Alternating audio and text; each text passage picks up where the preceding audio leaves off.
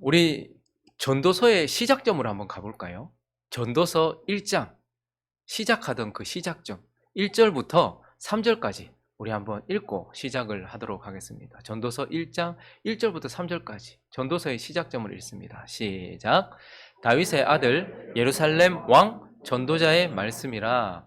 전도자가 이르되 헛되고 헛되며 헛되고 헛되니 모든 것이 헛되도다. 해 아래에서 수고하는 모든 수고가 사람에게 무엇이 유익한가? 솔로몬은 해 아래, 하나님과 단절된 공간을 말하는 것이죠. 해 아래서 결국 죽음을 만나게 되고 죽음을 향해 걸어가고 있는 인생 모두는 다 헛되고 허무하고 의미 없다라고 선포하면서 전도서를 시작했습니다. 그런데 솔로몬이 이렇게 전도서를 시작한 이유는 이렇게 절망적인 사실을 선포함으로써 우리를 절망 가운데 빠뜨리고 혹은 우울함 속으로 몰아넣기 위해서가 아니고 헛되고 의미 없는 인생이 의미 있는 인생이 되어지고 복되고 행복된 인생이 되어질 수 있는 길을 제시하기 위하여서 그리하였다라는 것을 우리는 보게 되는 것입니다. 그래서 그가 제시한 첫 번째 근본적인 것은 바로 우리에게 뭐가 있어야 된다는 거예요. 하나님이 있어야 된다라는 거예요. 인생이 돈을 가지든 힘을 가지든 건강을 가지든 이 모든 것들은 죽음 앞에서 헛되다. 그러므로 우리 인생이 의미가 있고 행복한 인생이 되기 위해서는 반드시 그 인생 가운데 하나님이 있어야 된다라는 근본적인 이유를 근본적인 원인, 근본적인 것에 대해서 우리에게 말해 주었어요. 그리고 이제 두 번째, 그가 말하고 있는 두 번째 실제적인 것은 바로 지혜가 있어야 된다라는 거예요. 그래서 오늘 본문 말씀 1절 한번 가보시면요. 읽어보겠습니다. 시작. 누가 지혜자와 같으며 누가 사물의 이치를 아는 자이냐? 사람의 지혜는 그의 얼굴에 광채가 나게 하나니 그의 얼굴에 사나운 것이 변하느니라. 근본적인 것, 그가 먼저 제시한 것은 하나님이 우리 인생 가운데 있어야 된다는 거예요. 그리고 그가 제시한 두 번째는 실제적인 지혜인데 오늘 저 지혜가 어떤 역할을 하는지를 명확하게 이야기해 주고 있어요. 사람의 지혜는 하나님이 주신 사람에게 주신 지혜는 어떻게 한대요? 그의 얼굴을 광채가 나게 하고 그의 얼굴에 사나운 것을 변하게 한다. 얼굴이 뭐죠? 얼굴은 그 사람의 내면의 거울입니다. 그 사람의 영혼의 상태를 비춰주는 거울이에요. 그래서 얼굴은 그 사람이 지금 어떤 상태에 있는가를 보여주는 거예요. 어떤 상황 속에 있는가, 어떤 영혼의 상태에 있는가를 보여주는데 그의 얼굴에 사나운 것이 어떻게 된대요? 변하느니라. 저기 예신내라는 이런 단어인데 강의 수동형입니다. 그러니까 우리가 변화시키는 게 아니고요. 지혜가 우리를 실제적으로 상태를 변화시킬 수 있다라고 말하면서 우리에게 지혜가 필요하다라고 말하는 거예요. 그러니 하나님은 근본적으로 우리를 바꾸시고요. 그리고 지혜는 우리를 실제적으로 바꾼다. 이 두 가지를 말하고 있으면서 이제 후반부에서 솔로몬이 계속해서 우리의 삶의 행복을 보기 위하여서 행복을 가져다 줄 실제적인 지혜에 대해서 계속해서 우리에게 가르쳐주고 있고 오늘 본문도 그러한 흐름 속에서 인생이 하나님이 근본적으로 바꾸는 그 인생이 이제 실제적으로 변화되어서 그 행복을 보기 위하여서 가져야 될 지혜들에 대해서 말해주고 있는데 오늘 두 가지로 또 나누어서 어떻게 우리의 인생은 행복할 수 있는가, 행복한 인생이 되기 위한 지혜 두 가지를 살펴보려고 하는데 첫 번째는 바로 권세 앞에서, 권위 앞에서, 윗권위 앞에서 우리가 어떻게 해야 되는지에 대한 말씀을 우리에게 주십니다. 오늘 본문 이어지는 2절과 3절은 솔로몬이 우리가 인식하기를 바라는 것을 말해주고 있는데 2절과 3절을 한번 읽어볼까요? 시작. 내가 권하노라 왕의 명령을 지키라. 이미 하나님을 가리켜 맹세하였음이니라. 왕 앞에서 물러가기를 급하게 하지 말며 악한 것을 일삼지 말라. 왕은 자기가 하고자 하는 것을 다 행합니다. 지금 솔로몬이 우리에게 인식시켜 주는 것 하나는 무엇이냐면 왕이라는 그 존재를 우리에게 인식시켜 주고 있어요. 뭐죠? 단순히 이제 우리는 왕정 시대도 아니고 우리한테 왕이 없는데, 이 말은 모든 윗 권세를 의미하는 것입니다. 솔로몬은 모든 사람이 권세 아래에 있다, 권위 아래에 있다라는 것을 우리가 인식하게 하고 있는 것입니다. 그게 저 높은 왕이 되었든 그 왕의 신하가 되었든 아니면 내 삶의 어떤 권위이든지 간에 우리 모두는 다 권세 아래에 있다라는 것을 인식시켜주고 있고, 다시 2절과 3절을 보시면 그렇기 때문에 왕의 명령을 어떻게 해라? 지켜라, 순종해라, 그 권세 앞에 순종해라. 딱 왕만 말하는 것이 아니라 네 위에 있는 모든 권세에 다 순종해라. 그리고 3절도요, 왕 앞에서 어떻게 해요? 물러가기를 급하게 하지 말며 악한 것을 임사하지 말라. 함부로 행동하지 말라는 거예요. 자기 위에 권세, 자기 위에 두신 권세, 권위 앞에서 함부로 행동하지 말고, 함부로 말하지 말고, 함부로 주장하지 말아라 라고 우리에게 말하면서, 우리는 권세 앞에서 행복하기 위하여서 복종해야 된다, 순종해야 된다, 함부로 행하지 말아야 된다 라고 우리에게 말하고 있는 거예요. 여러분, 그런데 이 권세들이 다 좋은 권세는 아니잖아요. 느부갓네살 같은 자들, 바로 같은 자들, 로마의 황제 같은 자들, 그리고 우리가 보고 있는 우리 직장의 사장 같은 자들, 이런 권세들한테 우리가 왜 순종해야 되는가 하는 거예요. 우리는 행복이 이 모든 권세들 위로 올라가면 올 거라고 생각을 해요. 혹은 이 권세들을 무시함으로써, 파괴함으로써 내가 행복할 수 있다고 생각하는 것 같아요. 그런데요, 하나님은 권세에 복종함으로써 너희가 진짜 행복을 보게 될 것이다 라고 말하고, 우리는 묻습니다. 그러면 왜 우리가 복종해야 됩니까? 다시 2절을 보시면 우리가 복종해야 될 이유를 이렇게 셋째 줄이 말해주고 있는데, 읽어주시겠습니까? 시작.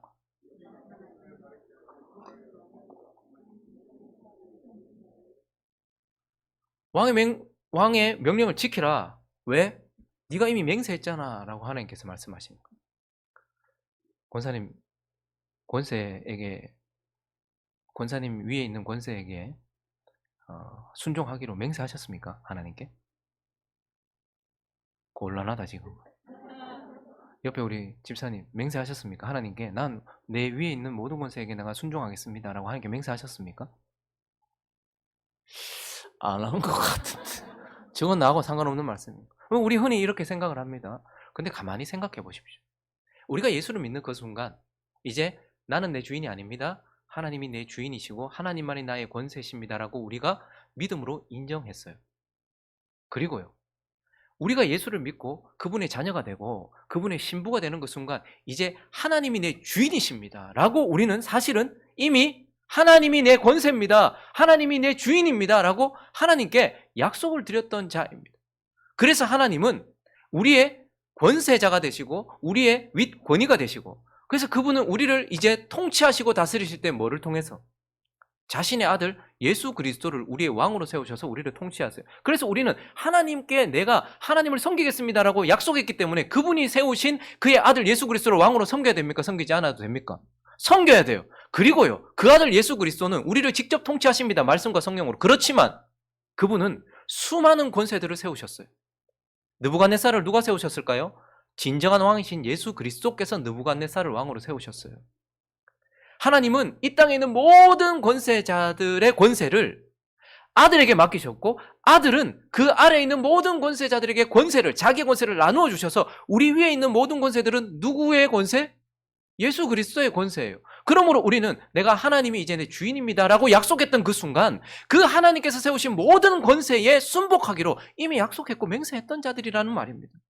그렇기 때문에 우리는 주님을 섬기겠습니다, 주님이 나의 주인이십니다, 나의 구주십니다라고 하나님께 믿음으로 고백했기 때문에 그분이 세우신 왕 예수 그리스도와 그 예수 그리스도께서 세우신 우리 위의 모든 권세들에게 순종하는 삶을 살아야 한다라는 것입니다.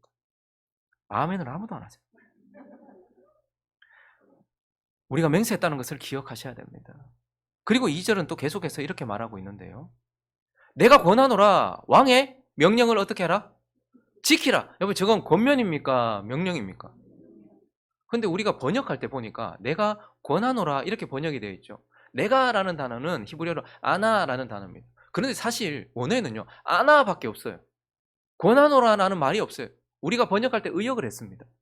사실은 권하노라는 말이 없어요. 그저 저기에 아나라는 말을 쓰고 왕의 명령을 지키라라고 소리치고 있는 거예요. 그러니까 왕이었던 솔로몬이 주장을 하고 자기가 지금 여기에서 더 특색 있게 내가라고 말하면서 왕의 명령을 지키라고 지금 뭐 하는 거예요? 명령하고 있는 거예요. 그러니까 왕의 명령을 지키는 것은, 왕에게 순종하는 것은, 우리 위에 있는 모든 권세에게 복종하고 그를 공경해야 하는 것은 하나님의 명령이기도 한 거예요. 우리가 그렇게 하겠습니다라고 하나님께 약속드렸기도 했지만 그 약속을 받으신 하나님이 이제 그렇기 때문에 왕의 명령을 지키라라고 우리에게 명령을 하고 있는 것이란 말입니다. 그래서 베드로전서 2장 13절과 14절을 보시면요. 인간의 모든 제도를 주를 위하여 순종하되, 누구를 위하여? 주를 위하여 순종하되, 혹은 위에 있는 왕이나 혹은 그가 악행하는 자를 징벌하고 선행하는 자를 포상하기 위하여 보낸 누구에게? 총독에게. 17절도 볼까요? 무사람을 공경, 형제를 사랑, 하나님을 두려워하며 어떻게 해요? 왕을 존대해라. 그러면 내 부모를 순종해라 라는 말은 부모님에게만 순종하는 것이 아니라 부모와 같은 모든 권세에 순종하라는 것이고, 지금 왕의 권세에 순종하라는 말은 네 위에 있는 모든 권세에 순종하라는 거예요. 베드로가 지금 미친 황제들에 의하여서 그리스도인들이 죽어가고 있던 시대에 그 미친 황제를 세우신 하나님 앞에서 명령을 받고서 그렇게 고백하고 있는 거예요. 그러므로 하나님을 먼저 섬기고 그 아래에 있는 권세를 섬겨야 되지만 하나님께서 세우신 그 권세에 너희가 순종하는 것이 너희의 일이다. 그리고 그 권세가 하나님께 합당하지 않으면 그것을 벌하는 것은 하나님의 일이다 라고 말하면서 순종해야 될 것에 대하여서 명령을 하고 있는 거예요. 로마서 13장 1절과 2절도 우리에게 명확하게 말하고 있습니다. 읽어볼까요? 시작.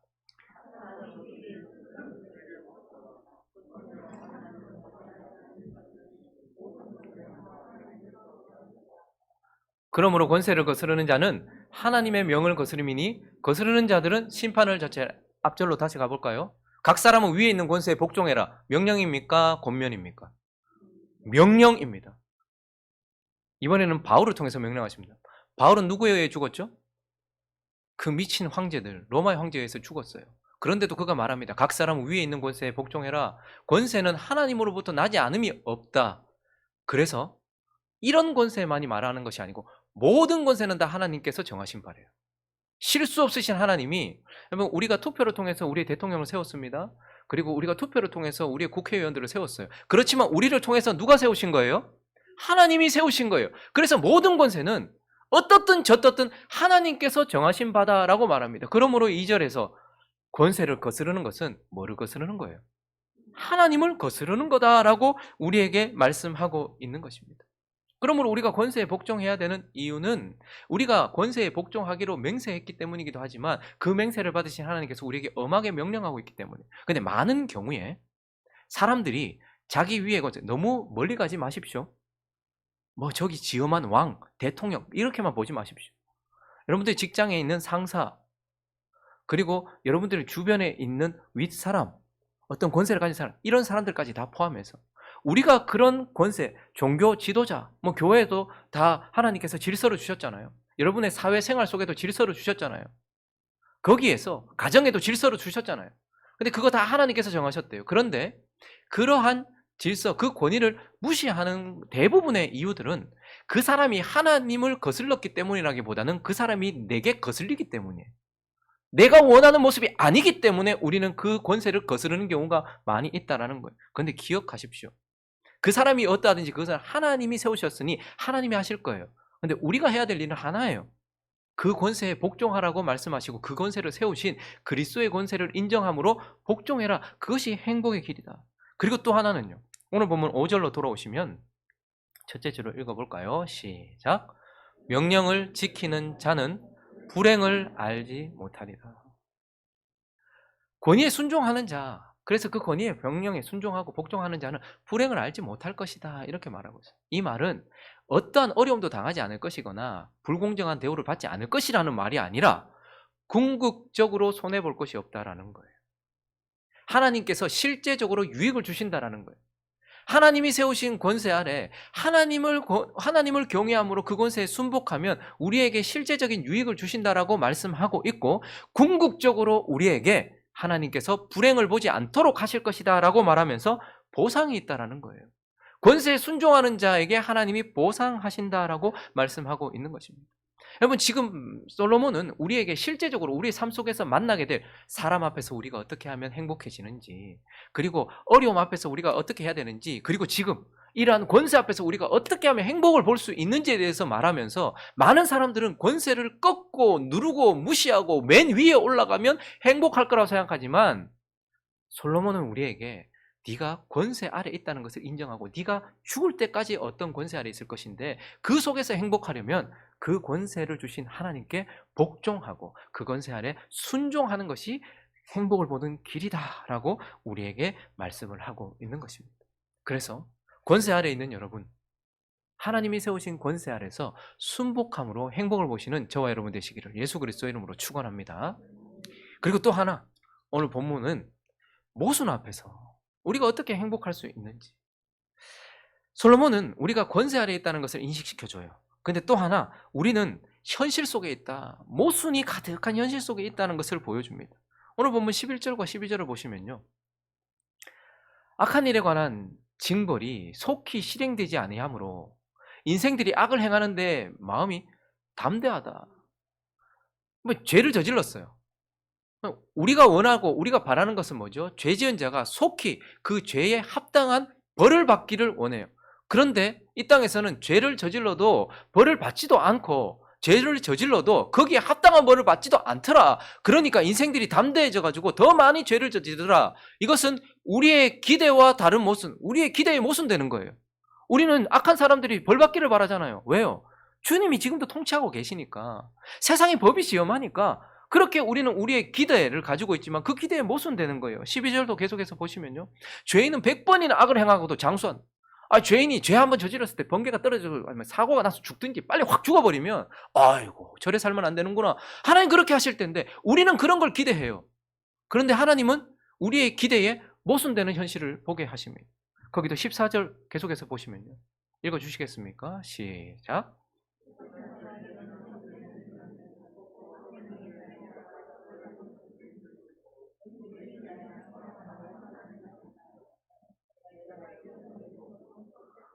그러면 이건 우리가 알고 있는 율법적, 종교적 지식, 그러한 알매 모순이 되는 거예요.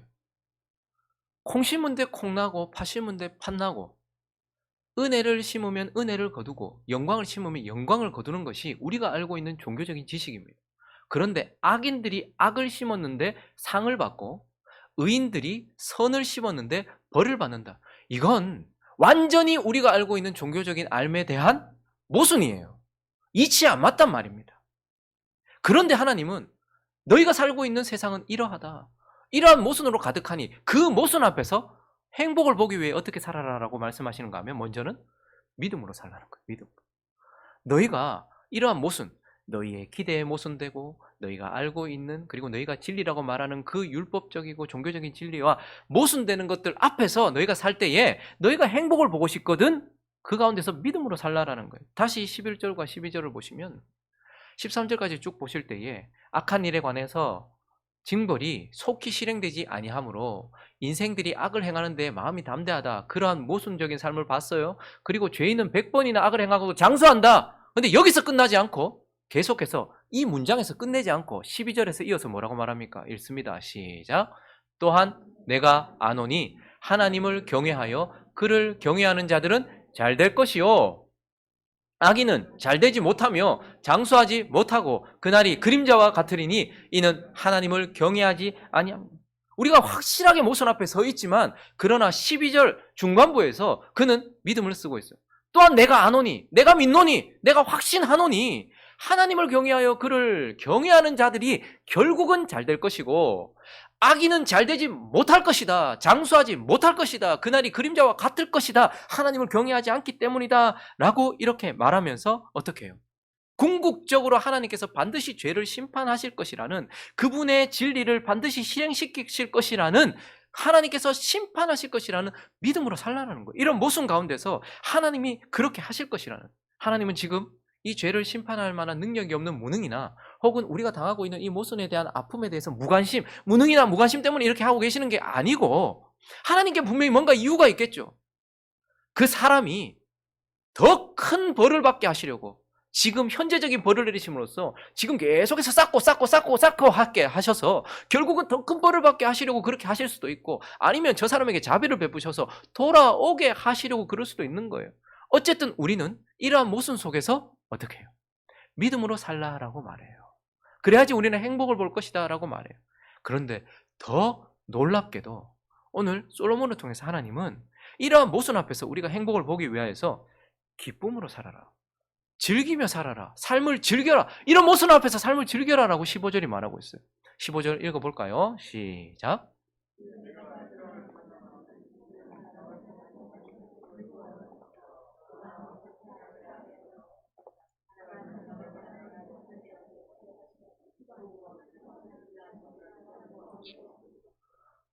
모순이 가득하다. 그래서 아유 어쩌냐 이렇게 나올 줄 아는데 이에 내가 희락을 찬양하노니, 이 말은 내가 그러므로 너희에게 말하는데 즐겁게 살아라. 너희 삶을 즐겨라 라고 나는 말한다. 이렇게 말하고 있는 거예요. 여러분, 악인이 악을 심었는데 상을 받고 의인이 선을 심었는데 벌을 받기도 하고 죄인이 죄를 짓는데 장수하기도 하는 이러한 모순 속에서 어떻게 우리는 즐겁게 살 수 있습니까? 근데 왜 하나님은 우리에게 삶을 즐겨라, 기쁨으로 살아가라, 믿음으로 살아가라 라는 말은 그래도 우리가 한번 애써 보겠습니다 할 수 있는데, 이런 모순 속에서 기쁘고 즐겁고 행복하고 웃으면서 살아가라 라고 말하는 건 참 어려운 것 같아요. 그런데 어떻게 하나님은 우리가 저렇게 살 수 있도록 하십니까? 왜 우리가 저렇게 즐거워하면서 살 수 있을까요? 로마서 8장 28절 때문이에요. 읽어보겠습니다. 시작. 우리가 알거니와 하나님을 사랑하는 자 곧 그의 뜻대로 부르심을 입은 자들에게는 모든 것이 합력하여 선을 이루느니라. 세상 사람들 모두에게 적용되는 말이 아니고 하나님을 사랑하고 곧 그의 뜻대로 부르심을 받은 너와 나에게는 이 모든 일들이 합력해서 결국 뭐를 이룬다?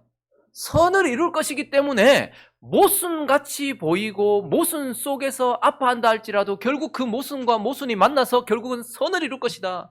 너의 삶 속에는 언제나 행복한 일만 있는 것도 아니다. 그리고 너의 삶 속에는 언제나 아픈 일만 있는 것도 아니다. 언제는 아프고 언제는 행복하고 언제는 또 이렇고 저렇고 오르막과 내리막을 가겠지만 결론적으로 너에게는 모든 것이 선을 이룰 것이기 때문이다. 그래서 모순을 만났을 때에도 이것이 결국 너희의 이치에 맞지 않다 할지라도 뭘 이루는 거예요? 우리에게는 선을 이룬다라는 거예요. 여러분, 하나님의 백성들의 구원의 여정을 보여주는 이스라엘 백성들의 삶을 보면 모두 모순 덩어리예요.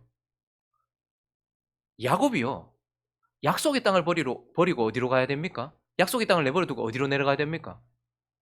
이집트로 내려가야 됐어요. 그래서 야곱의 모든 가족들이 애굽, 세상 한복판 이집트로 내려갔어요. 그런데 참 희한한 일이 벌어졌습니다. 하나님을 알지 못하고 하나님을 경외하지 않는 이집트의 바로가 하나님의 백성을 요셉 때문에 선대해요. 잘 대해주는 거예요. 여러분, 이게 모순입니까? 아닙니까? 모순이죠. 하나님을 싫어하고 자기가 하나님이라고 주장하고 있는 바로가 그 하나님의 백성에게 선대하고 그를 잘해줘서 고센 땅에서 하나님도 잘 섬기고 목축도 계속 하게 하면서 그렇게 잘 살게 해준 건 모순이에요. 그런데 이러한 모순을 하나님께서 왜 허락하셨습니까? 70명밖에 되지 않던 그 하나님의 백성들이 결국 이집트 안에서 수많은 모래알과 같은 하나님의 나라를 이루게 하시기 위해서 하나님께서 그러한 모순을 허락하셨다는 거예요. 그러니까 아니, 하나님을 믿지도 않는 저 사람이, 하나님을 반역하고 있는 저 악한 왕이, 세상의 신이 어떻게 하나님의 백성에게 이렇게 선대를 하지? 이런 모순을 만나더라도 하나님께서 하나님의 백성을 이집트라는 울타리 안에서 저렇게 강건하게 만드시려고 하시나 보다, 그 기뻐하면서 즐겁게 살면 된다라는 거예요. 그런데 또 하나의 모순을 만납니다. 어느 순간 갑자기 요셉을 알지 못하는 바로가 또 일어났어요. 왕조가 바뀐 거죠. 그랬더니 이스라엘 백성들은 그제나 지금이나 별반 다를 것 없이 똑같이 살고 있는데 아무것도 잘못한 것이 없는데 바로가 하나님의 백성들을 학대하기 시작해요. 이건 모순입니까? 아닙니까? 모순이죠. 내가 잘못한 건 하나도 없는데, 지금까지 잘 지내왔는데 갑자기 내가 고통을 당하고 고난을 당하고, 사람이 뭘 잘못하면 고통당하는 거 이해가 가는데 잘못 하나도 안 했는데 갑자기 고통이 막 찾아와요. 너무 힘든 거예요. 임금도 제대로 주지 않아요. 8시간 일해야 되는데 12시간 일시키더니 20시간을 일시키고 바쁘다는 핑계로 밥도 제대로 주지 않고, 그래서 너무 힘들어서 그 부르짖음이 하늘에 상달될 만큼 그렇게 부르짖었어요.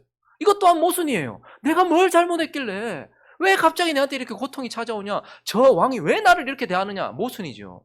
잘못한 건 없는 사람이 지금 고통을 당하고 있으니까요. 그런데 이 모순을 통해서 하나님 뭐 하십니까? 결국 이 세상 이집트의 하나님의 백성들이 뿌리 박지 못하게 하시고 하나님을 찾게 하시고 400년 동안 그렇게 편안히 살던 그들이 드디어 하나님을 찾게 하시고, 그래서 하나님은 이집트가 아니라 그들이 주인된 땅, 약속의 땅, 젖과 꿀이 흐르는 땅으로 데리고 가시기 위하여서 하나님이 그 모순을 허락하셨기 때문에 그러한 상황을 만나더라도 우리는 어떻게 해야 될까요? 기뻐하면서 살라는 거예요. 반드시 선을 이룰 것이기 때문이라는 거예요. 그리고요, 이제 하나님이 약속하신 땅에서 사울을 지나 다윗, 그리고 솔로몬, 나라가 강성해졌습니다. 그런데 부요했더니 하나님을 버렸고, 부요했더니 하나님과 멀어졌어요. 그랬더니 하나님께서 어떻게 징계하시는 거 아니까 아수르라는 아주 악독한 나라를 세우셔서 북이스라엘을 아예 없애버리셨어요. 그리고요, 그만큼이나 악독한 바벨론을 세우셔가지고 남유다를 없애버리셨어요. 그리고 포로를 끌고 가셨어요. 여러분, 이거 모순입니까 아닙니까? 모순이죠. 아수르는 하나님 앞에 더 많은 죄를 지었어요. 바벨론은 하나님 앞에 더 많은 죄를 지었어요. 그런데 하나님께 덜 죄를 지은 이스라엘 백성을 하나님 앞에 더 죄를 많이 지은 악한 자가 덜 악한 자를 벌한다? 모순 아닙니까? 선한 자가 악한 자를 벌하거나 덜 악한 자가 더 악한 자를 벌하고 징계하는 건 말이 되지만, 쥐가 더 악한데 덜 악한 사람을 지금 징계하고 있는 것, 이건 모순이에요. 그런데 하나님은 이 모순을 통해서 뭘 하시는 거예요? 이 일을 통해서 하나님의 백성들이 자신을 돌아보게 하시고, 하나님의 백성들이 다시 하나님을 바라보게 하시고, 하나님의 백성들이 하나님께 더 가까이 가게 하시며, 하나님의 백성들이 정결해지게 하시기 위하여서 하나님께서 합력하여서 선을 이루는 거예요. 근데 또 그 이후에 어떤 일이 일어났습니까? 포기하고 70년 사는데 갑자기 페르시아라는 나라가 일어났네요. 여러분, 우리가 다니엘서 할 때 보았잖아요. 페르시아는 어떤 나라로 이렇게 상징되었죠? 바벨론은 사자, 페르시아는요? 페르시아는 그 다음에 일어났던 나라는 알렉산더의 나라, 헬라 나라는 표범, 그리고 그 다음에 로마는 용, 뭐 이렇게 나왔잖아요. 페르시아는 곰이었는데 이렇게 봤을 때 막 뭘 씹고 있고 파괴하는 거예요. 근데 희한한 일이 일어났습니다. 페르시아의 왕 고레스가 하나님의 백성들을 고향으로 돌려보내는 거예요. 다 파괴하는 자가 회복을 시키고 있는 거예요. 거기다가 무너진 성전을 고레스가 짓는다. 여러분, 이 땅에 있는 모든 것들 다 무너뜨리던 고레스인데 오직 유일하게 하나님의 성전을 지금 다시 짓도록, 내가 다 될 테니까 너희는 가서 성전 지어. 여러분, 이건 모순입니까 아닙니까? 모순이잖아요. 다 파괴하던 자가 하나님의 백성만 세우고 하나님의 성전만 세우는 모순이에요. 그런데 하나님 왜 이런 모순을 허락하십니까? 하나님께 돌아오면 하나님의 백성을 세우시고 회복시키신다는 것을 하나님이 보여주시고, 하나님의 백성을 다시, 하나님의 나라를 다시 세우시기 위해서 그렇게 하는 거예요. 사실 솔직히 말하면 우리는 모순을 싫어하는 것이 아니고 내가 싫어하는 모순을 싫어하는 거예요. 이집트의 바로가 우리한테 잘해주면 그거 좋아합니다. 고레스가 우리 돌려보내주고 성전 지으라고 다 대주면 우리 좋아해요. 근데 우리가 이해되지 않는 모순을 우리는 싫어할 뿐이에요. 그러므로 우리는 기억해야 합니다. 이러한 모순이 일어날 때 우리는 이 모든 것들이 합력하여서 뭐를 이룰 것이다? 우리 삶에 선을 이룰 것이다. 여러분, 지금 어려움 만났습니까? 기뻐하십시오. 왜요? 그 어려움이 반드시 선하게 바뀔 거니까. 지금 뭐 안 될 것 같으십니까? 기뻐하고 그냥 즐기며 사십시오. 이 삶 즐기며 사십시오. 왜요? 이거 하나님께서 바꾸셔서 선하게 하실 것이라고 우리에게 말하고 있기 때문이에요. 그러므로 이제 이렇게 말하고 있어요. 믿음으로 살아라. 솔로몬이 모순 앞에서 행복을 보고 싶냐? 믿음으로 살아라. 그리고 즐겁게 살아라. 나는 말한다. 삶을 즐겨라. 기쁨으로 살아라. 무엇으로 기쁨으로 즐기며 살라고 말하는가? 15절에 보니까 세상에 있는 것들, 허락된 것들 누리면서 기쁨으로 살래요. 15절 다시 한번 읽어볼까요? 시작. 이에 내가 희락을 찬양하노니 이는 사람이 먹고 마시고 즐거워하는 것보다 더 나은 것이 해 아래는 없음이라. 자, 즐거움이 어디서부터 와요? 먹고 마시는 것은 하늘에 속한 영적인 것입니까? 땅에 속한 것입니까? 땅에 속한 거예요. 어쨌든 지금 먹고 마시는 것을 이 땅에 속한 모든 이 땅의 것을 말하는 거예요. 하나님이 허락하신 것을 말하는 거예요. 자, 그런데 우리가 즐겁게 살기 위해서, 야, 모순 앞에서 믿음으로 살아. 야, 합력해서 선을 이룰 것이니까 너 기쁨으로 살아. 그렇게만 말하지 않고 먹고 마시고 즐거워하는 것보다 더 나은 것이 없으니 이 땅에 있는 것을 가지고 누리면서 즐거워하라는 거예요. 왜 많은 그리스도인들이 세상에 있는 것들을 다 악이라고 생각하고 죄악되다라고 생각하는 경향들이 있어요. 그래서 모든 것과 다 단절하려고 해요. TV도 보지 마. 컴퓨터도 가까이 하지 마. 핸드폰도 가까이 하지 마. 그리고 세상에 주는 그 기술 이런 거 다 누리지 마. 이런 식으로 생각하는 경향이 있어요. 전부 우리 타락하게 만들 거예요. 그거 맞는 말입니까? 분별해야 되겠지만 하나님이 이 땅에 주신 것들은 하나님의 일반 은총으로 우리에게 주어진 것이 많아요. 그래서 세상 사람들에게는요, 하나님이 없는 세상 사람들에게는 이 세상에 있는 것들이 악으로 치닫게 만들어요. 왜요? 하나님을 멀리하게 만들거든요. 의학의 발달이 하나님을 멀리하게 만들고요. 과학의 발달이 그들로 하나님을 멀리하게 만들어요. 그래서 이 땅에 있는 즐거움들이 하나님을 멀리하게 만들더란 말이에요. 결국 멀어지더라는 거예요. 하나님 없어도 기쁜데 뭐. TV 틀면 기쁘고 하나님 없어도 뭐 내가 뭐 병 고칠 수 있는데. 그러니까 이 땅에 있는 하나님이 주신 축복이 세상 사람들에게는 하나님과 멀어지게 만들어요. 그리고 이 땅에 있는 것들은 결국 세상 사람들에게는요, 더 목마르게 만들어요. 만족이 안 되니까. 그래서 더 개발되고 발달하는 경향도 있지만 결국 세상에 있는 것들은 세상 사람들에게는 하나님과 멀어지게 만드는 요인이 되고 더 목마르게 하는 요인이 돼요. 그러나 저와 여러분에게는 세상에 있는 것들이 뭡니까?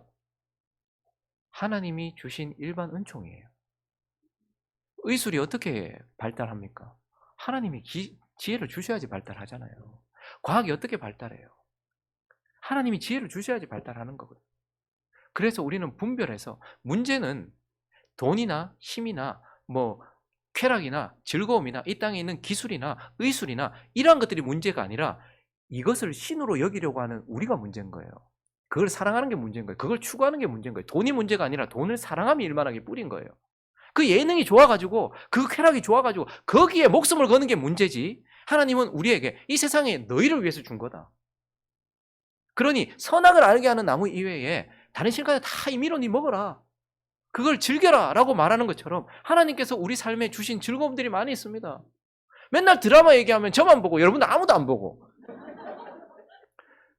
컴퓨터 틀면 맨날 컴퓨터 켜면 맨날 안 좋은 거 나오니까 나는 이제 막 세상과 딱 단절, 뭐 그게 아니라 하나님은 세상에 있는 것들을 가지고 누리라, 이용하라 라고 말씀하고 있는 것입니다. 그러므로 모순이 가득한 현실 앞에서 하나님은 믿음으로 살고 이 땅에 있는 것을 누리면서 오늘 하루 하나님께서 선을 이루실 것을 기억하면서 행복을 향해 살아라라고 우리에게 말씀을 하고 있는 것입니다. 말씀을 정리하겠습니다. 다시 한번 마음에 새기십시오. 에덴 동산은 주어진 것이지만 아름다운 에덴 동산은 아담과 하와가 가꾸어야지만 되어지는 거예요. 저와 여러분의 삶은 주어진 것이지만 저와 여러분의 삶이 행복한 삶이 되는 것은 가꾸어야지만, 만들어 가야만 한다라는 것입니다. 하나님이 행복한 우리의 삶이 되게 하시려고, 복된 삶이 되게 하시려고 우리에게 찾아오셔서 하나님은 근본적인 것을 바꾸어 주셨습니다. 사망에 있던 우리를 생명으로, 율법 아래에 있던 우리를 은혜 아래로, 육신 가운데 있던 우리를 영으로 옮기시고 하나님은 우리에게 근본적인 모든 것들을 바꾸셨어요. 그리고 이제 우리는 뭘 해야 될까요? 지혜를 따라, 우리가 행복을 볼 수 있도록 제시된 이 지혜들을 따라서 순종함으로 우리의 삶을 행복하도록 만들어 가야 한다라는 것입니다. 그러므로 하나님을 소유하신 저와 여러분, 그리고 지혜를 듣고 있는 저와 여러분, 행복한 삶을 살아가시기를 예수 그리스도의 이름으로 축원합니다.